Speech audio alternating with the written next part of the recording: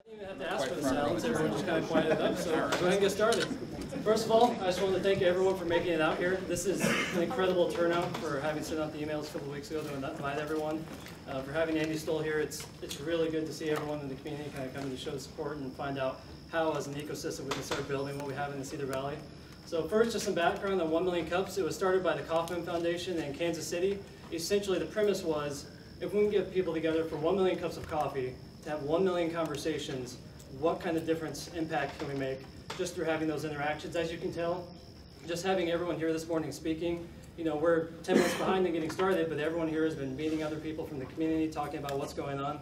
So just that kind of natural ecosystem of people interacting and talking to each other about issues going on in the community, how they can work together, is kind of the purpose of the whole thing, aside from just the speaker. So what we're here to talk about today, what Andy will speak to, is that startup ecosystem, the entrepreneurial ecosystem that we have in the community. It's not really something that we just choose to be a part of. Whether or not we believe we're a part of it, we are. It comes from everything to the government support that we have for entrepreneurs when they're looking to start a business. It's the peer-to-peer networking, the mentoring that they have available. When someone has a problem, do they know that they have someone that they can go to who will give them some feedback, some input, so that they can learn from people's past mistakes? It's everything from the research and development that we have in the community, technology commercialization, but it's also just that buzz that we have in the community. What type of, when somebody just mentions a new idea, what type of feedback do they get? Do they have this excitement from the community of, that's a great idea, how can we help support you, how can we help build that? Or are we trying to help our entrepreneurs find those issues, those solutions? And it also comes down to what are we able to do as a community to support them, not just on the technical side, but on the holistic side of, do we have that community entrepreneurial spirit, not just within entrepreneurs, but in our companies? Are our companies able to have the resources of who should they talk to when they want to get into a new customer segment, when they're looking to try a new process or a new product? So we're here today to talk about that. Andy and Trace will come up here and mention in a second, is that community. And everyone has a role to play, whether it's media for how are they promoting what our small businesses are doing, whether it's technical experts, if you're a lawyer, if you're an accountant, if you're a finance person, if you're someone that works at UNI and gives technical assistance to entrepreneurs. What's that overall ecosystem we have? So that's what we're going to build on today. So before I'll get out of your way, Trace Steffen, CEO of How Factory, and someone who has benefited a lot from the type of community that Andy Stoll has helped build, is going to come down and speak and introduce. He's seen firsthand the value of that kind of thing. He's been through the Iowa Startup Accelerator in Iowa City. It's helped catapult his company from a small startup about 1.5 years ago to where he is now. So without further ado, Trace.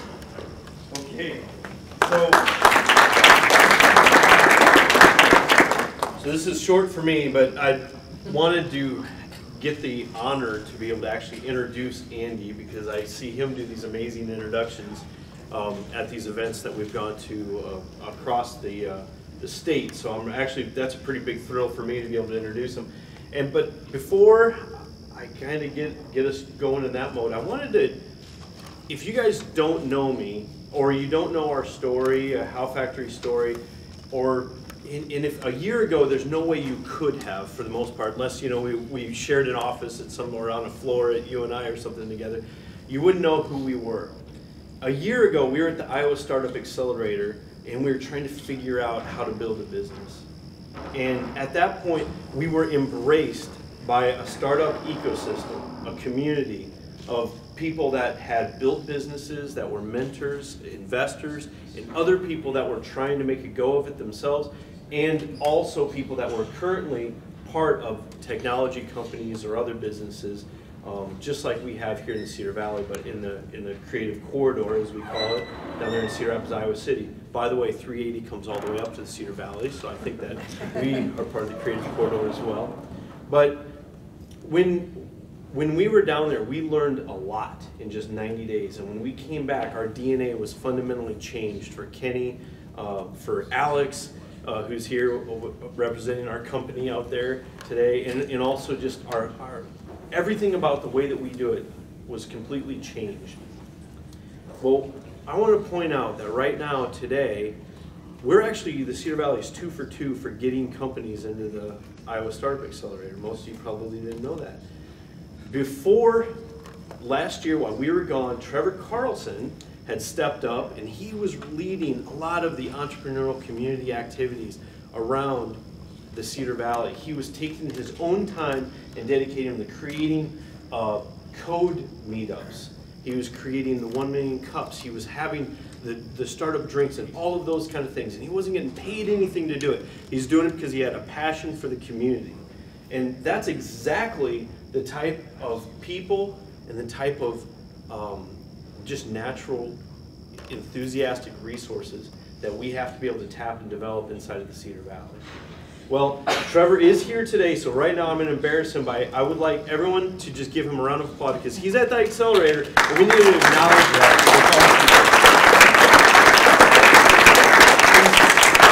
He's killing himself, literally, to try to build this company up there at the Accelerator, and if you get a chance to say hello to him, you totally should. So, in the startup community in the state of Iowa, there is a tradition that we have, and I am amazingly excited to be able to carry this tradition on for the first time. I hope I'm even reasonably good at it, and I don't totally mess it up.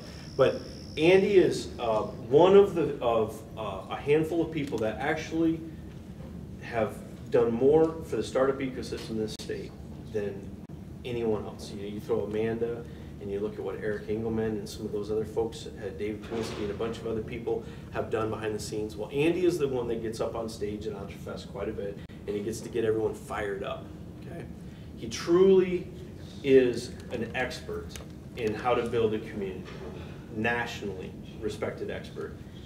And just like we do when it's 3rd down and 10 or something like that at the UNI football games, and everyone gets to their feet and we all get excited, and that's the time we sit there with our legs crossed and we're like, oh my gosh, I guess it's 1st down. But then at 3rd down, we all get up and we start making a lot of noise, and everyone starts to scream and starts to yell and gets excited.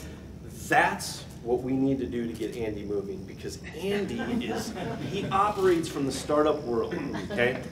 He's usually not very effective at about 8:15. Now in the Cedar Valley, we get up and we're like, let's go, right? That's what we do. Let's get this meeting done so we can get on and build our companies, right? Well, Andy needs a little bit of excitement from us today, okay? So what we're going to do is we're going to give a standing, like, 3rd down and 10, let's sack the quarterback response right now. You know, like what we're going to do to Iowa State here this weekend. Right now, in order to welcome Andy to the Cedar Valley. So can everyone, it's 3rd down and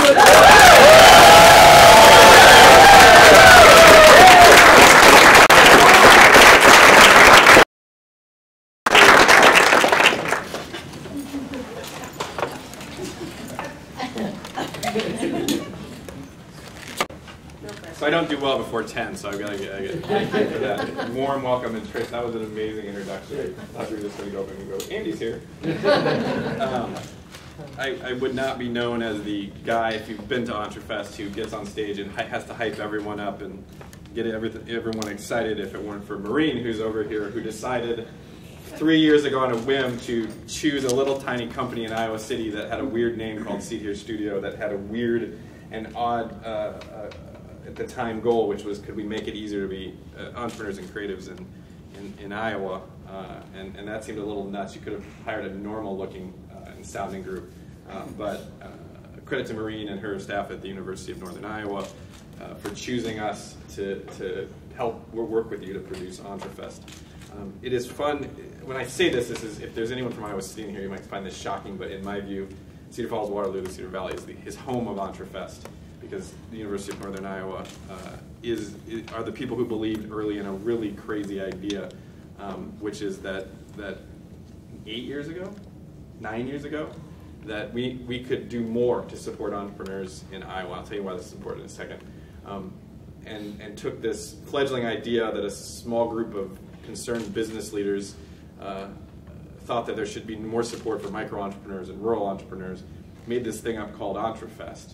It got housed, thank you to the University of Northern Iowa for housing that. At the time, I don't know, I wasn't at the first one. I don't even think I was in the state at the time. I think 50 people showed up. It was a small event. This past year, thanks to the University of Northern Iowa, Iowa State, and the University of Iowa, over almost 1,000 people showed up to celebrate entrepreneurship and innovation. The event this last year was held in Iowa City, it has become the premier event for entrepreneurs and innovators. But if someone, a couple people here in this room, didn't first believe in what was at the time a completely crazy idea, we wouldn't be where we were. Seth Godin came in and spoke. We had people from 21 states show up.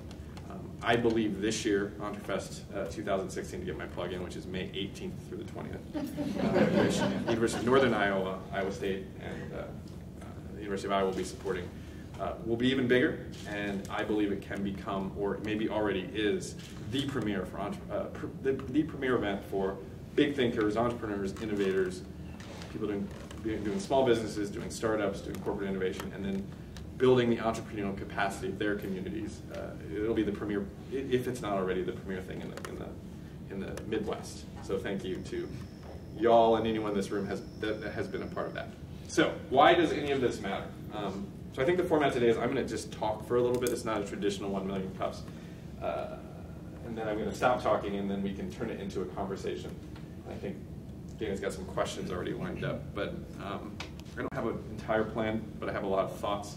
I will try to keep them succinct, and I want to start by telling you a story. So, I have a friend. His name's Cody Butler. Has anyone heard me tell Cody Butler's story? Okay, good. New audience. So Cody Butler lives in Blair, Nebraska.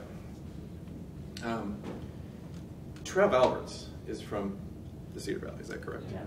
So some of you are familiar with Nebraska football. So Cody and his brother are big fans of Nebraska football. And they were sitting around one evening drinking beers at Cody's house. And they were talking about a travesty, at least in their mind, which was that the University of Nebraska Huskers, one of the premier, preeminent football, historically preeminent football programs in the nation, didn't have a hand gesture.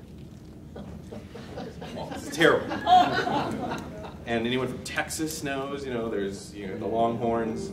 I mean, anyone from Texas, I don't know what it is, but every university in Texas, they've manipulated their hand into some sort of gang symbol to represent their football. Even Rice University, the pecking owls has a I did not know that, but that is so. Cody and his brother were sitting around talking about, okay, we're the University of Nebraska Huskers. We have won multiple national championships. We do not have a hand gesture. I know you're all saddened by this. Well, they were, and they had a couple drinks, a couple more drinks, and we're talking about this, and suddenly lightning struck. And they realized that the solution was right there. And they invented what they call a corn finger. So if you all want to do this with me, you hold up your hand, and then there's sort of the edge of the corn stalk and the other edge, and this is sort of the you sort of see it. I mean, I wish I had a graphic, but if you just want to Google it, there's some stuff on the internet, Nebraska corn finger. And so this is sort of the little yellow part of the corn, and this is like the shucks coming off to the side. And so you can throw this up, and if you do it this way, and you read between the other lines and the lines and the opponents, it's like, it's a brilliant idea when you've had 4 Coors Lights. So this is a very stupid, just dumb idea. Crazy at a minimum, incredibly stupid on the other end of the spectrum, or at best. And we all have these ideas, right? And then you get up the next morning, take a shower, and completely forget about what was a genius idea the night before. But the thing about Cody is he like couldn't stop thinking about it. Shower, he's thinking about it. He's at work, he's thinking about it. And at some point, he's like, "This is a really good idea." So he gets a little curious at work, and he decides to Google the guy who invented the number 1 finger. And it turns out that this guy owns a factory in Minnesota, and he probably makes $1 bajillion printing these foam number 1 fingers. And so he, on a whim, writes the guy an email, explains the situation. Guy writes him back and says, "Great, sketch it on a napkin, email me a photo of it, I'll see what I can do." Sketches the corn finger on a napkin, sends him the thing, and 4 weeks later in his mailbox is a foam corn finger. And so he takes this thing and thinks, this is still a really good idea. But in order to print, thousands of them, he would need capital. How would he sell them? Like, who would actually buy them? I mean, lots of questions here. So he was showing it around to some friends, and at a party, he happened to show it to a friend who knew a guy at DeKalb Seed Corn. So he said, you should show my friend at DeKalb Seed Corn. So he showed it to his friend at DeKalb Seed Corn, and the guy says, this is brilliant. Let me tell you, if you would print the DeKalb Seed Corn logo on the back side of this corn finger, I'll give you enough money to print 4,000 of them, and you can do whatever you want. So I took the money, sent it to the guy with the #1 finger foam company, whatever, printed 4,000 of them, and started hawking them out of the back of his car at Husker games, and had some success. A couple games into the season, he got a phone call from the University of Nebraska Athletic Department. Oh, right? And he calls the guy back, and the guy says, listen, we've been seeing these things in the stadium. We think they're brilliant. So why don't you come in the stadium and sell the corn fingers? So fast forward to the end of the story, to not belabor this point too long, is you can now buy a corn-born Nebraska Cornhusker corn finger in foam at about 14 different locations across Nebraska, and you will occasionally, going to the game, see the corn finger and people doing this weird thing, which, you'll have to ask Trev Alberts if that's a good thing. I don't know. I tell this story because I think it demonstrates the reason 1 Million Cups exists, the reason that most of you are here today, which is that something is happening in the world. The world is shifting in a way that is evolutionary in the way human society works. So let me explain what I mean by that. So let me just tell you a little bit of my story. Background is, grew up in Omaha, so that's the Nebraska story. Came to Iowa to attend the University of Iowa. Ended up getting very heavily involved at the university when I was a student. Accidentally got elected as student body president, which is a whole other story for another time. That's important because it introduced me to the business community in Iowa. So I got to meet with university presidents and congressmen and state legislators and business CEOs. And that eventually led me to the realization that Iowa is a pretty amazing place. It's a particularly amazing place for people who have ideas.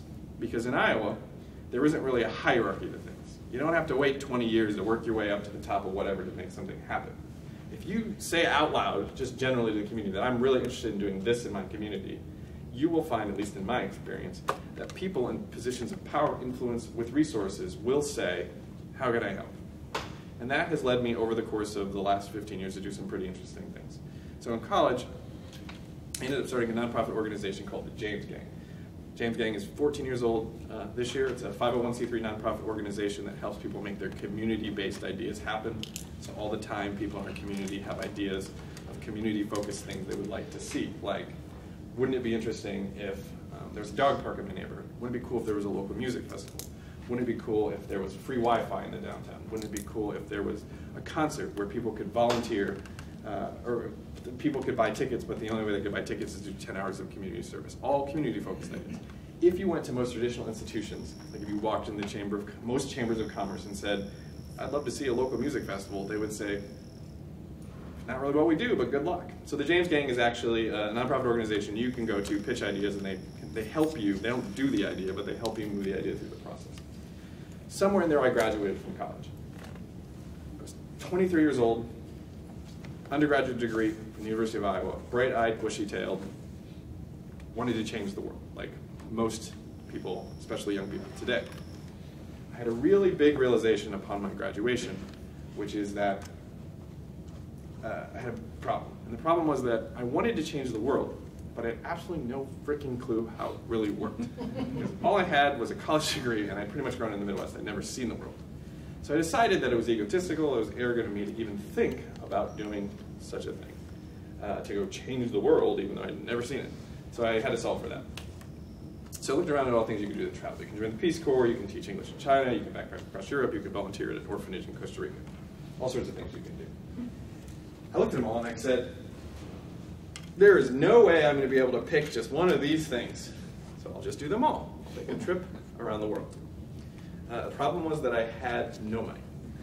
So at the time, I owed the federal government about $25,000 in student loans, which, if you think about it, is a really good reason to leave the country. So, very normal job fixing computers, and I gave myself a 3-year deadline. I worked in this very normal job fixing computers, putting away a little bit of money each month. And at the end of 3 years, I quit my job, I sold everything I owned, and I bought a one-way ticket to China, and I left. And the goal was to go around the world for a year. 4 years later, I came back.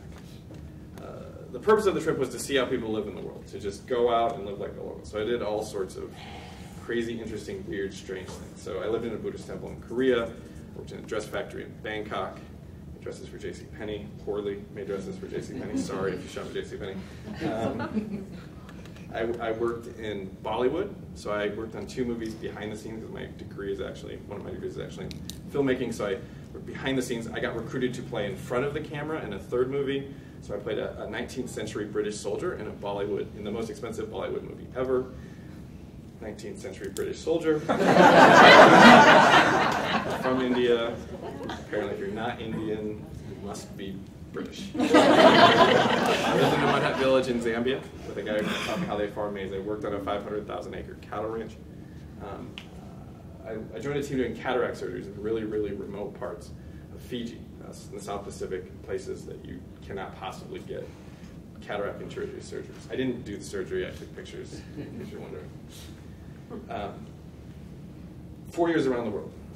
And the single biggest thing that I saw, which is, to bring it back to this room, incredibly relevant to you, is that in 2008, our world went through a fundamental shift.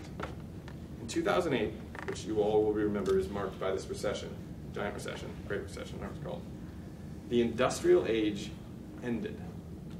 Think about that for a second. The industrial age ended.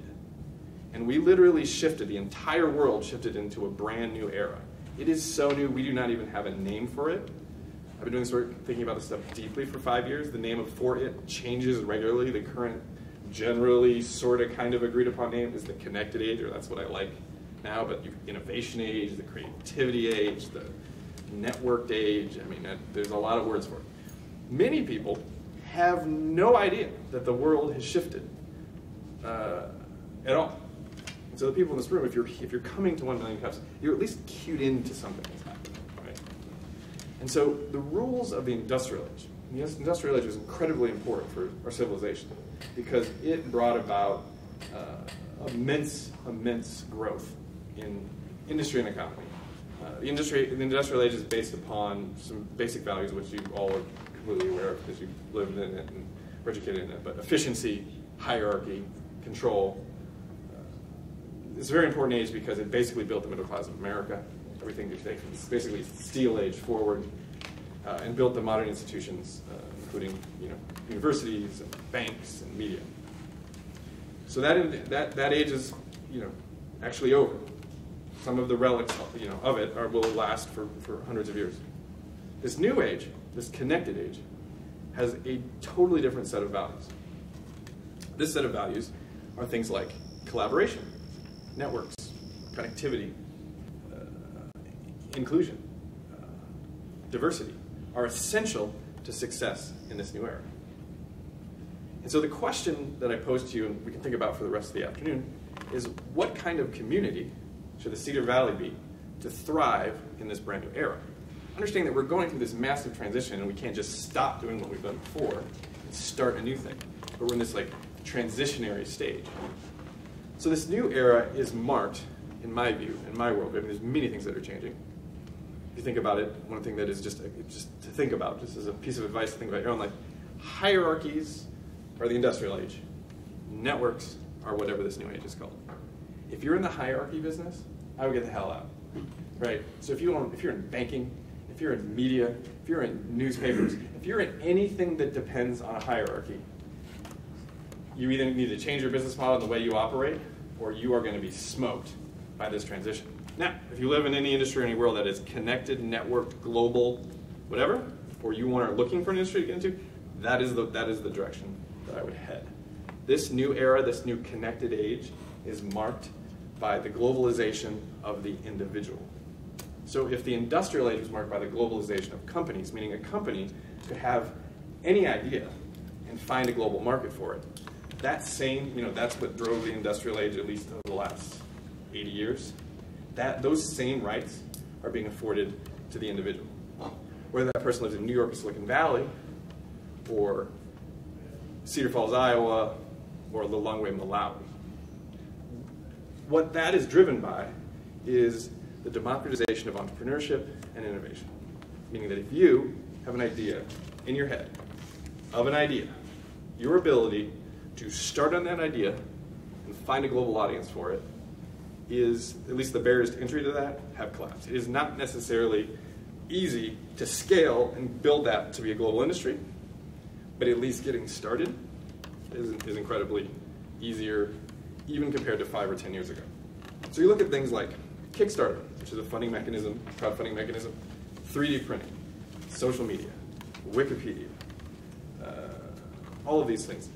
These are all things that developed since 2008. It's actually interesting to think about. So I graduated from the university in 2003. In 2003, everything that I just said didn't exist. Half of the things I just said didn't exist when today's seniors were freshmen. Like crowdfunding is less than 5 years old. 3D printing, still in its infancy, didn't really exist 4 years ago. And there are websites and mechanisms that are coming out today and that are totally reinventing industries in the way that we do this. So the question ultimately comes down to the cities and communities, the regions of the world that are able to best make ideas happen are going to be the ones that succeed in the 21st century. What's very fortunate is you live in Iowa. I was actually exceptional at making ideas happen. Entrepreneurship and innovation are not new to Iowa. We have been doing this for a very, very long time, and not just in business, but in the social sector and in agriculture and technology and all sorts of things. But generally and historically, what we've done is we've relied on those entrepreneurs and those innovators to sort of figure it out themselves, and the rest of us will just ride the coattails. So if you look at the largest employer in the state of Iowa in the technology front, it's Rockwell Collins. Rockwell Collins was started by a guy named Art Collins. It actually started, it's interesting if you talk to people in Cedar Rapids, where Rockwell Collins is based. They employ 10,000 people statewide. That story actually started with a 14-year-old kid who was making radios in his bedroom when radios were the internet of the age.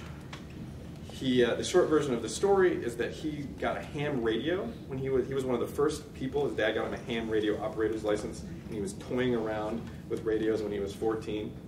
His father, or his best friend's father, worked at the Quaker Oat plant and gave him a vacuum tube that was an old vacuum tube from the Quaker Oats plant.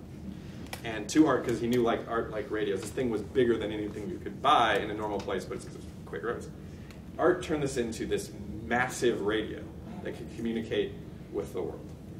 And Art was able to use this as a 14-year-old to communicate with people all over the world. He happened to make friends with a German radio engineer who thought he was just an adult, but he was really this 14-year-old kid, and talking back and forth and doing experiments about radio waves. When that German engineer ended up on an expedition into the Arctic, a National Geographic expedition that was in collaboration with the Navy, that German engineer was there, and they got a little lost, and they tried to radio out to figure out what was. They couldn't get communication because of the clouds and the geography of the Arctic. But one person in the world could communicate with this German engineer, and that happened to be the 14-year-old kid in Cedar Rapids, Iowa, who had this home-built radio. Everyone thought, all of his friends thought he was crazy. I'm sure that most of the parents of his friends thought he was crazy.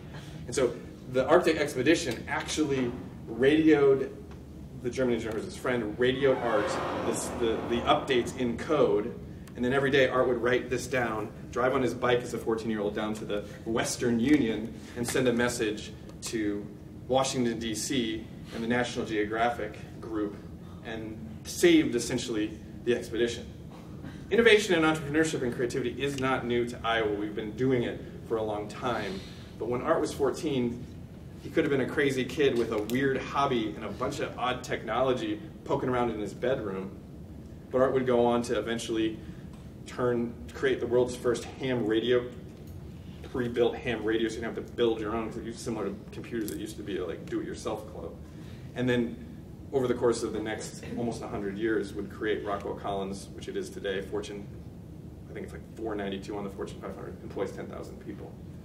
All of this comes back to the idea that there are people in our community today that have crazy, stupid, weird-sounding, odd ideas. And that in order to make it really, really hard to make an idea happen. So who in the room would consider themselves an entrepreneur? Raise your hand. Okay, so first of all, you should raise your hand, keep it up, be proud of this. We're like, you're gonna be proud. That's step one. Everyone else in the room, our job is to support them, right? Our job is to say, how can we help, and to figure out how we can build a community and a region that really asks that question. How can we help? And help propel these people forward, even if the idea sounds stupid. I mean, even if this idea at first is a weird-sounding, ugly baby, or whatever it is, those things grow into things, whether it's the Cornfinger or Rockwell Collins. So we spend a lot of time at a company called Cedar Studio. My co-founder, Amanda, Star and West, we've been working for 5 years to think about how to do this in Iowa. I have lots of thoughts on how to do this. I'm not going to get into that model that right now. We'll turn into some questions. But I really do want to congratulate you all and the energy and the activity that we are seeing in this region from living in Iowa City and Cedar Rapids. There has been a lot of great groups up here doing great things. The University of Northern Iowa, the Chamber of Economic Development groups, the TexWorks group, the grassroots entrepreneurial community, which, you know, a lot of credit to folks like Trevor and Trace, a bunch of other folks who've been really driving, and the Far Reach Technology crew has been pushing and doing events. But the secret to all of this, and I'll just tell you the secret, and then I'll seriously let you ask me questions. But the secret to this sounds naive and oversimplistic.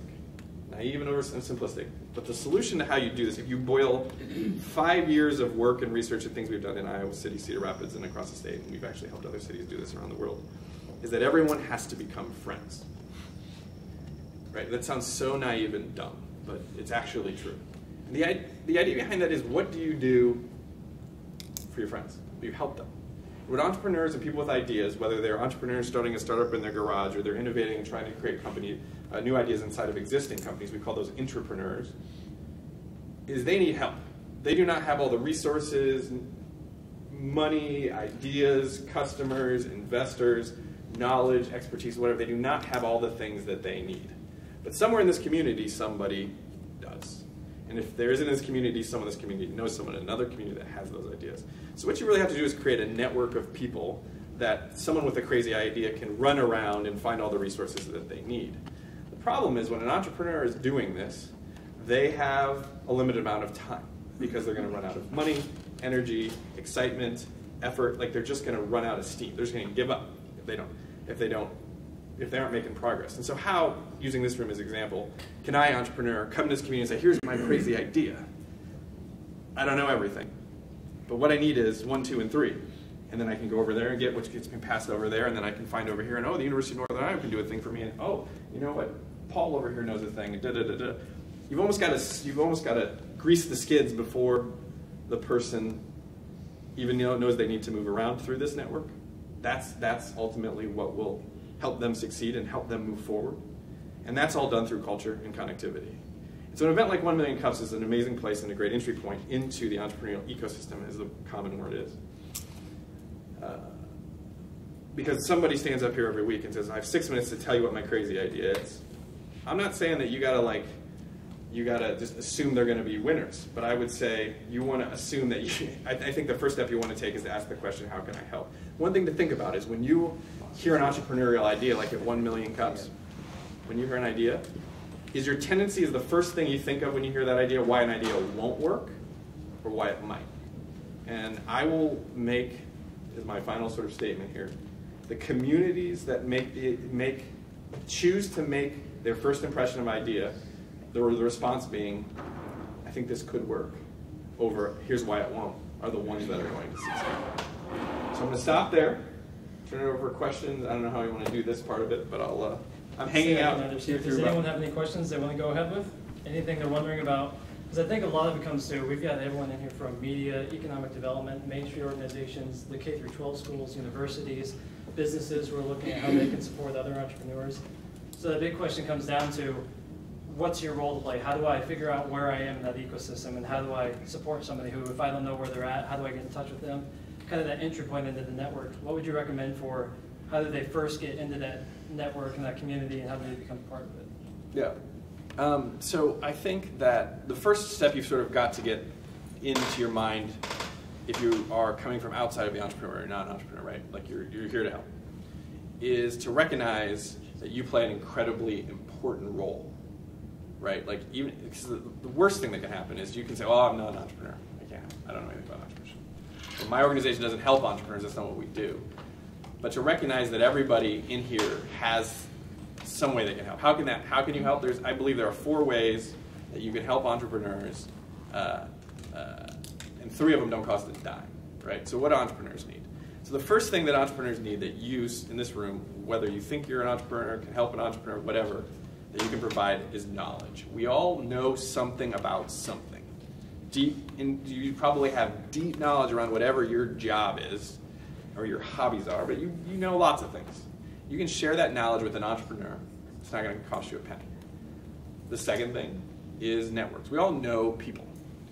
An introducing an entrepreneur to something, someone, future customer, investor, employee, intern, you name it, whatever it is.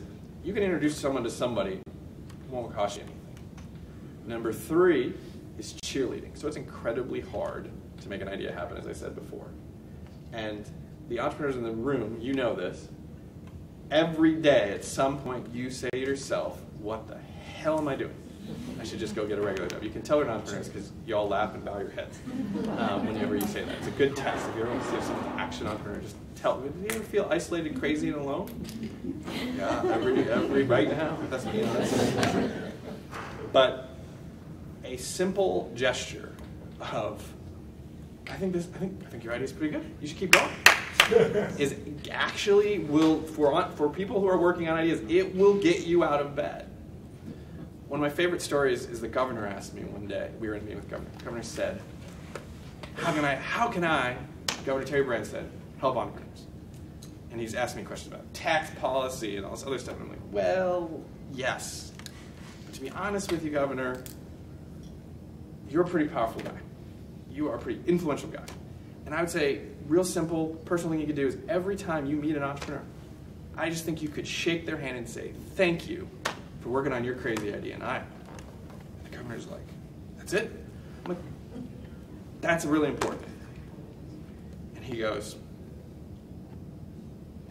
"I have lots of time in the car, and I just got one of them cell phones, and I swear, I could just like, could I just call them and thank them?" And I was like, "Yeah, that would be amazing." And then he looks at this and he's like, and he looks at me and goes, "Is there a list? Do you have a list of these entrepreneurs?" I'm like, lots of us have lists. And he's like, "Get me the lists and just put their names and their number, because I have a lot of time in the car. We're driving, 99 counties. We're driving. And I'll just call them." But for the entrepreneurs room, think about that. If you were sitting one day just like pounding your head on your keyboard because making it is hard, the phone rings, and you pick it up and it's like, "Hi, it's the governor. I'm just calling to say, thank you for building an I-1. How can I help?" Your head would explode. But apparently he's doing this. This is my understanding, that he is calling people. But in the same way, you don't have to be governor, right? But if you're in a position of leadership, particularly business leadership, community leadership, I know it sounds so weird, but simply stopping someone who's trying to build a business, whether a big business or a small business, in this community, and say, "Thank you for building this here in the Cedar Valley. Thank you for trusting your crazy idea." I can assure you, and the entrepreneurs in the room are going to agree with me, that actually goes really, really far. And if you're a parent, if you're that's another one. Like, one reason that I can succeed at my entrepreneurial ventures is my mom never in my life has told me she thinks it's a bad idea. Even if she does, she doesn't say it. That what I get from my parents is support to say. I mean, she doesn't give me feedback for sure. Like, I think that's a terrible way to approach that. But she will never say, "Go get a job." The support of your community around you dictates how far you're willing to go. So knowledge networks, cheerleading. The last is money. I always put money last because everyone assumes the money's first. When I say help an entrepreneur, everyone assumes I mean give them money. Yes, money is important. It is not step 1. It is step 7. There's a lot of things you got to do before you take on money. Yes, so there's going to be investment money, but it is not the primary reason people fail at being an entrepreneur. Money is important. And at some stage, you're going to have a deep conversation as a community about how we're going to figure out how to make capital more accessible. But especially the early stages of a company, knowledge networks and cheerleading are the fastest way that you can help. If you're an entrepreneur, your job is to ask other entrepreneurs that question. If you're not an entrepreneur and you want to be part of this movement, simple way to do that is ask, how can I help? And what you're going to hear, whatever they say, what you'll find out half the time when you ask, like, how can I help, and you're expecting a hard question, they're going to ask you a question like, you know anyone that's like an accountant? Because I really need someone to like, I don't know any accountants. And you'll be like, 10 accountants, right? It's actually not that hard of an ask, and usually not that hard of a help. But understanding that, also one thing to really, I think, wrap your mind around is that in traditional, especially industrial age, I think a lot of folks look at entrepreneurship as a selfish act, right? That this person is going to start a company to make a bunch of money, to get rich. So why should I, Joe Smith on the street, help this random guy get rich or this random lady get rich? The reality is that entrepreneurs have a profound effect on our community and on our economy. So the Kauffman Foundation, based out of Kansas City, Ewing Kauffman Foundation, one of the largest private foundations and the only one dedicated solely to entrepreneurship, did a study. They looked at job creation numbers between 1979 and 2003, I think, and you can look this up. Just type, I'll tell you, Kauffman Foundation, net job creation, I think will probably get you the document. They looked at data. Who creates jobs? What they figured out is that is nearly 100% of net new jobs are created by companies 5 years old and younger. Say that one more time. 100% of net new jobs are created by companies 5 years old and younger. Big companies create jobs, i.e. Rockwell Collins, John Deere. They also destroy jobs. So if you look over 32 years of data, it's net zero. So if you want to create jobs in your community, you need to start companies, or you need to help companies that are new, 5 years old and younger. That purely on a community interest basis is enough excuse for me to help entrepreneurs and innovators create companies. But also if you think about it, these companies are not just the things that bring money into our community, they're also the restaurants that we go eat at. They're the arts centers that get built because someone had a crazy idea that we should have an arts center.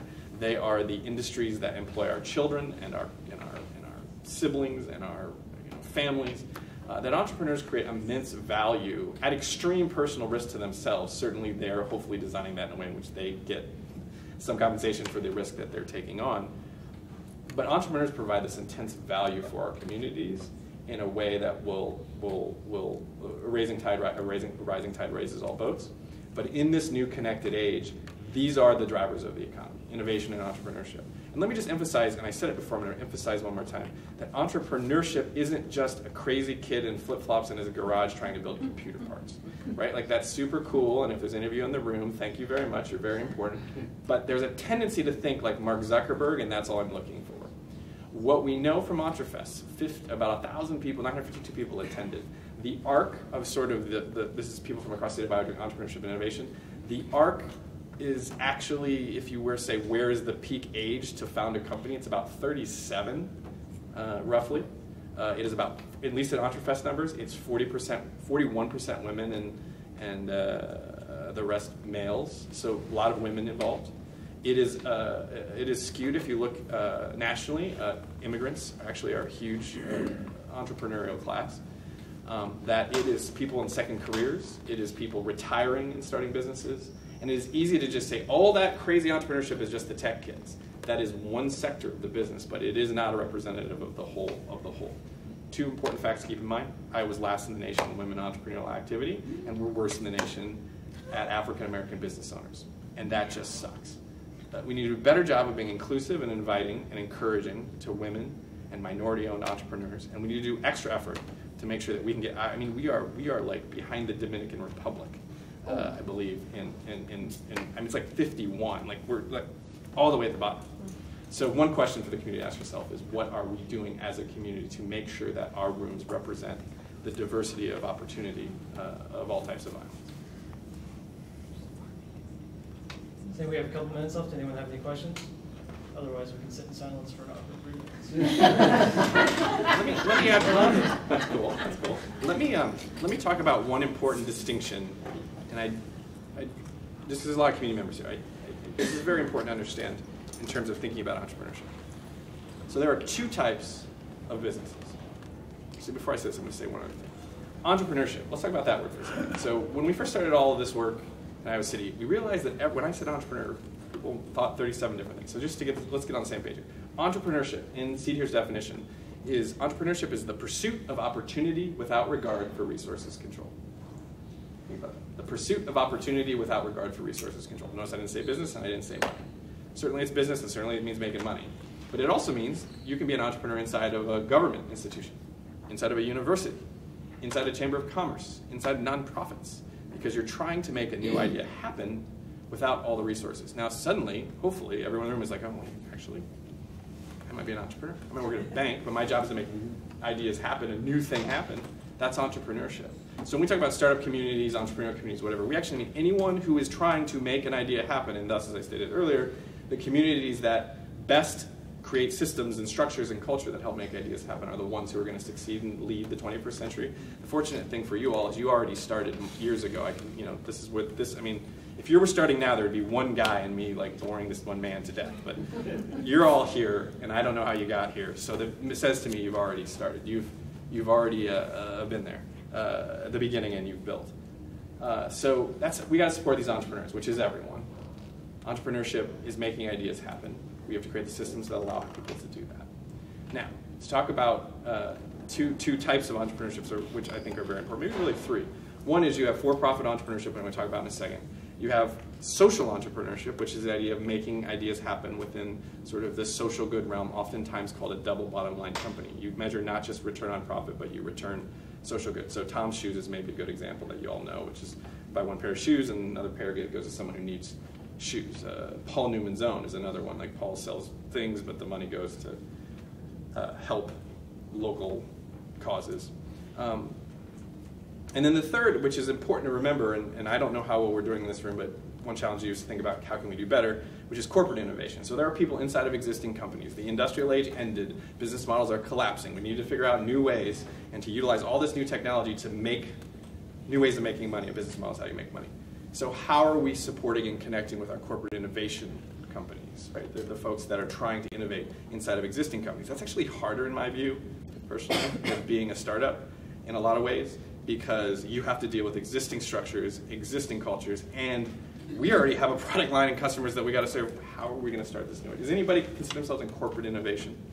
Okay, so we have 2, 3, 4, 5, 6, 7. I'm getting more proud about that. Which is good. But next time when I come back, I want to have like this, half the room be like, oh, we're in corporate innovation, because we're no different than the startup people. We're trying to make ideas happen. We need the same resources. The advantage you all have in corporate innovation, typically you don't have to worry about money. Because the money's taken, like usually you have money and funds to do that. But your constraints are crazy on the culture front, because your company doesn't really want to change because culture likes to keep the status quo. Startup people are like, we have no money, but we can make up our own culture because there's only 3 of us.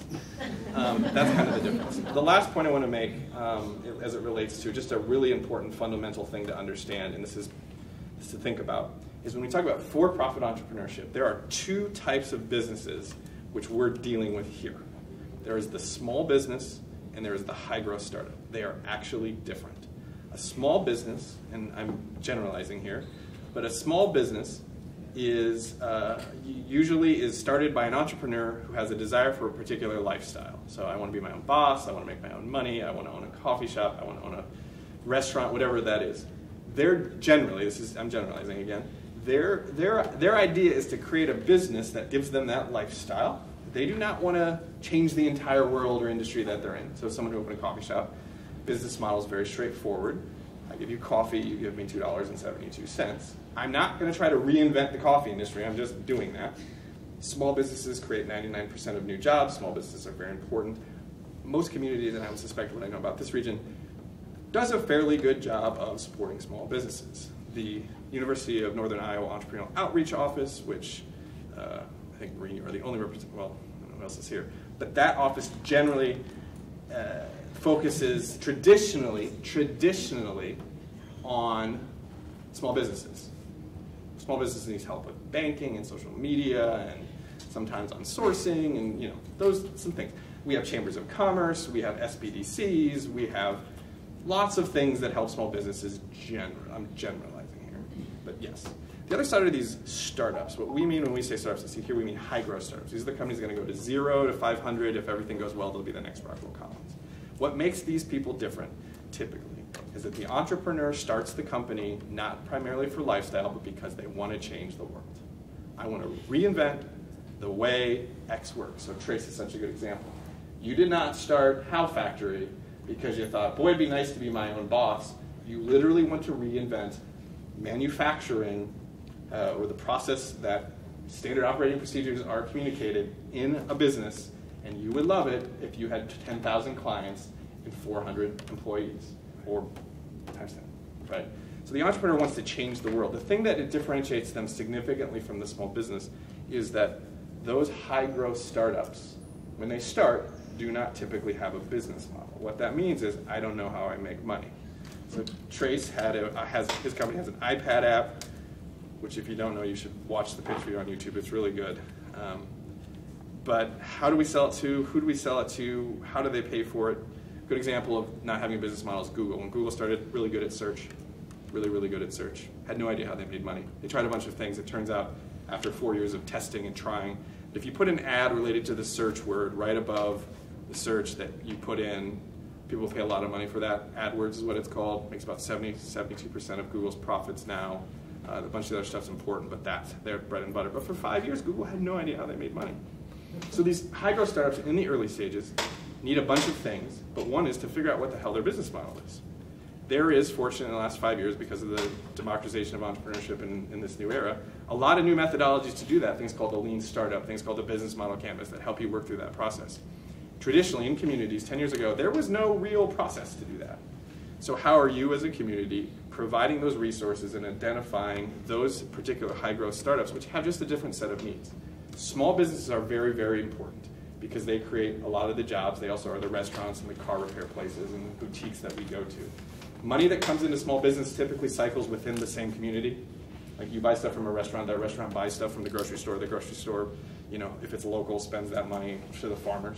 You see how that's local. High-growth startups like a Rockwell Collins or a John Deere or a How Factory, your clients are global. So you're bringing in money not just from here in this local community, but you bring in money from Singapore and Brazil, and so that grows the economy. So just to recognize, especially the community and business leadership in here, to recognize there are just two different sets of people, and y'all are doing a really amazing job at going around and talking to all these different types of people and doing customer discovery, which I think you'll present in the future when Lane comes. But to understand what are the pain points of those people, I will leave you with this final thought, which is, if you're still even listening to me at this stage, your task in this room as an individual is very simple. It may very well extend to your institution as well. One, if you're an entrepreneur, keep entrepreneuring. Keep trusting your crazy idea. Keep pushing. Don't be afraid to ask for help. Step number 2 is if you are here to support entrepreneurs and innovators in the Cedar Valley, and you want to grow the economy and grow jobs and all that other stuff, the simplest thing you can do to start, let's not make this overly complex, is to identify those entrepreneurs, pat them on the back and say, thank you for being there, and ask them how I can help. And then genuinely listen to their response, and you will be amazed by their response, because oftentimes I said, it is not a complex ask. And then figure out how you can facilitate the connectivity in doing that. If you can do that and help them, and you model that behavior, other people in your industry, organization, community, church, whatever, will model that behavior, and that will grow, and that's culture. And ultimately, at the end of the day, culture is a driver of economic development. Think about that phrase for a second. Culture as a driver of economic development is actually the primary motivator in the connected age of whether or not communities are going to succeed or fail. You guys are doing great. The fact that you are all here and then a bunch of you are, who is not an entrepreneur? Because there's not an entrepreneur in the room. So it is awesome that you are here. You are actually, if you raised your hand, are an entrepreneur. You have, hopefully I convinced you earlier with that definition. But you can only do it together. And when we call it the shirts and the suits, or the tucked and the untucked, it's not tucked and untucked is not a judgment of style or age. It's simply a mindset. But you can figure out where you are. Just look down. Tucked or untucked. When those two groups come together and become friends and create a culture of collaboration and helping each other, and connecting and getting to know each other's stories, you figure out we all want the same thing, which is better, smarter, brighter Cedar Valley. I'm going to stop there. I'm going to hang out afterwards. I think I'm meeting with some people afterwards as well, but thank you for listening to me, and hopefully I've been a little bit insightful and maybe just kind of entertaining.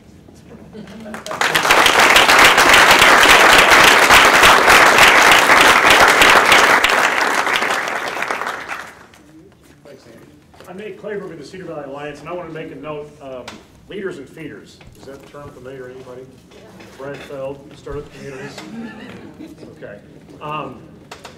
Really, the Cedar Valley Alliance and Chamber here in the last, I don't know, 6 months, but it seems like the last 3 months, there's been a lot of quick movement and a lot of what's going on here with the ecosystem. But we're more of a feeder on this end. When you look at the schools and the university and the government and other agencies like that, we're here to try and help herd, but it's going to take those leaders, the entrepreneurs in the room, or the corporate entrepreneurs. I wonder if that was an oxymoron at first, I mean, when you say it. But you know, that's what we're trying to build here with that ecosystem, and trying to do it together, not just Waterloo, Cedar Falls, or Black Rock County, but we're even thinking of how do we even stretch this from Iowa City to Cedar Falls to build that strength. There's people here, you know, school administrators and city officials and people from Papa John Center, banks from Veridian and Lincoln Savings Bank, and CFU Utilities and Far Reach Technologies and Andy Van Fleet from Visual Logic. And there's a lot of different people here that we're glad you're here. It's going to take a good diverse set of people to try and help build this. And again, thanks for coming out. We do this twice a month and keep growing from there. But again, thank you for coming. So if you guys would like, the third Thursday, we do these the first and third Thursday of every month. First and third Wednesday, excuse me. So if you want to come out next Wednesday or the third Wednesday as well, we'll be here again having a presenter pitch their business idea and kind of going through the standard process of 1 million cups and being able to provide input back to them. And I wanted to talk real quick, one more thing. So essentially, this isn't something that's brand new. There have been people in the community working on this over the last 18 months, especially. Andy mentioned a bunch of people from Visual or Far Reach who's been doing a lot with startup drinks. We've had Tech Brew from the Technology Association of Iowa, Startup Weekend, Bar Camp, what else am I missing? Open Coffee, 1 million cups. We've had all these things, and they've been directed by just an assortment of people from around the community, all with the similar interest of wanting to build this community and this culture. So it's all been around. And continuing from that, there is a group, Angie Steffen, is she back there? There she is. If anyone here has been sitting here thinking about your role in this community, how you can get involved and want to get involved, back here on the wall we have a couple of pieces of paper up on the board. I invite you to sign your name, sign how you can get involved, an idea you have for something that you can do to support, and we'll be coming out and talking with people as we're looking at this community. We want to actually figure out where are we at, what are we trying to do, what do people need from this community, whether it's co-working space, whether it's more networking opportunities, mentorship, what do we need? Because we really need to know that before we just jump out there and start doing things. We want to know what is really needed in our community, how can we develop it efficiently, effectively. And so if you have any ideas, and if you wouldn't mind us coming to talk to you, just about what your viewpoints are, what your position is right now, how you support entrepreneurs, how you would like to support entrepreneurs, I invite you to sign up put your name up for being willing to help, and let's get this community started and see what we can do. And I would say if you if you think you're a leader or a feeder next to it, just to kind of help us identify people's roles or what it is, and if you can't figure that out, let us know, and we'll see if we can work through it together. We also will state that it is not an either-or choice necessarily. Sure. It doesn't mean you are stuck in either one or you are one. And I think just one asterisk, which is the word feeder, if you read Brad Feld's book, which I encourage you to do if you have not, called Startup Community, sounds derogatory on its face. That is not what he is saying. The intent is that the entrepreneurial community needs to be led by entrepreneurs. And the reason is because entrepreneurs deeply understand the pain. If they deeply understand the pain, they're going to be able to create things that solve for the pain. Leaders are incredibly important and provide lots and lots of resources and support and expertise on it. But if you just built a company, for example, and you didn't consider who your customers were, or empathize with those customers, you're going to have a problem. And so it's leaders and feeders. I call it the tucked and the untucked. But it is how do these people work together, and the ability and the connectivity between those two groups of people, the leaders and the feeders, the tucked and the untucked, will dictate the quality of this community in 40 years. And I have a hunch. I don't know if I have the patience to do the stats, but if I could figure out some measure of that and just waited 40 years, I have absolutely, with 100% clarity, believe that is absolutely true as a metric for future success. Brad talks about in his book that we need to be thinking 20 years from today, because this isn't an overnight thing. It is 20 years from today, so I'm going to say 40 years from today. is the measure, but we got to get started, and you guys already have, so thank you for having me. Thank you.